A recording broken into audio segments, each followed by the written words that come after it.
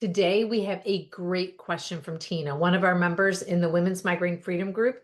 Tina is nearing menopause and has over 20 migraines a month. She asks, if I'm close to menopause, should I just wait it out, hoping that my migraines will decrease in frequency or intensity after menopause? Maybe I can manage them until then.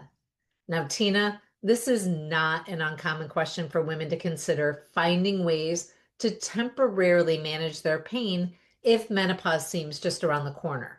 However, this way of thinking often ignores how complicated hormone interactions can be, and waiting it out, it could lead to enduring unnecessary pain or even worse, exacerbating your health long term. Hormonal fluctuations, they are well-known contributors to migraines, though not in the way that you think. And many women assume that once those fluctuations subside after menopause, their migraines are going to magically decrease. Now, while it is true that a small percentage of women, what I call the rare unicorns, they might experience relief post-menopause, this outcome is far from guaranteed, and it's usually due to many factors, not just hormones.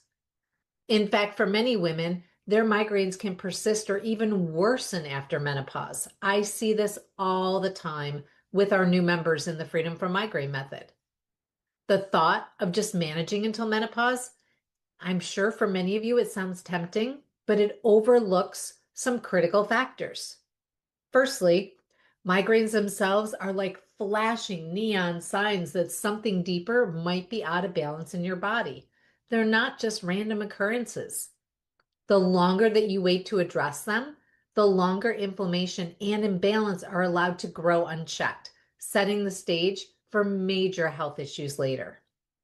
Chronic inflammation, it doesn't rest while you're waiting.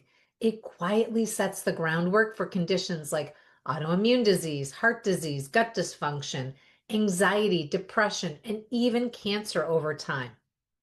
Allowing the systemic inflammation to persist only gives it greater power. Moreover, hormonal health goes far beyond estrogen and progesterone and testosterone. At the top of that hormonal hierarchy are primary hormones such as insulin and cortisol and thyroid hormone. These foundational hormones directly influence how your sex hormones behave. And without addressing these underlying imbalances, you can't expect to achieve lasting relief even post-menopause. Now, waiting for menopause without addressing these primary contributors, it could mean missing a solution that can help you right now. Make sure that you go back and listen to my podcast, The Hormonal Hierarchy, for more info on that subject so that you understand what we're talking about today. Another overlooked factor is gut health. Your gut plays a vital role in hormone detoxification, and if it's not functioning optimally, balancing your hormones, it becomes nearly impossible. If you've been experiencing gut symptoms like bloating, irregularity, or constipation, diarrhea, this is actually where your focus should be. A dysfunctional gut exacerbates hormonal imbalances and can make migraines worse. Fixing gut health is foundational to resolving deeper issues that contribute to your pain. Now, I know many women who started taking migraine medications, to get by until after menopause. Those women typically end up with some gut dysfunction like constipation, which in turn makes their hormones imbalance worse. So the very treatment that they're using to feel better is actually keeping them in pain, making them more toxic, and setting them up for future health issues. Rather than wait out that discomfort and hoping that menopause is going to bring relief, Tina and all women nearing this stage of life should focus on proactive root cause strategies.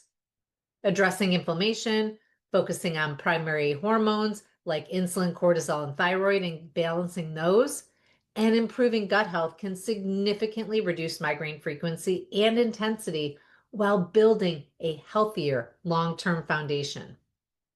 Migraines, they're not just a temporary inconvenience. They are a sign that your body needs support right now. So the sooner that you take action to resolve these deeper issues, the better you'll feel, not just during this transition, but for decades to come. Tina, thanks so much for submitting your question, and I look forward to supporting you further in the Freedom from Migraine method. Now, if you're nearing menopause and struggle with migraines like Tina, let's tackle this head on right now. Click the link in show notes for a migraine breakthrough call where we will identify what's truly happening in your body and define clear steps towards relief and migraine freedom. While you're waiting for your call, grab the link in show notes for the Women's Migraine Freedom Group so that we can connect and get you started with resources and workshops to support your journey to migraine freedom.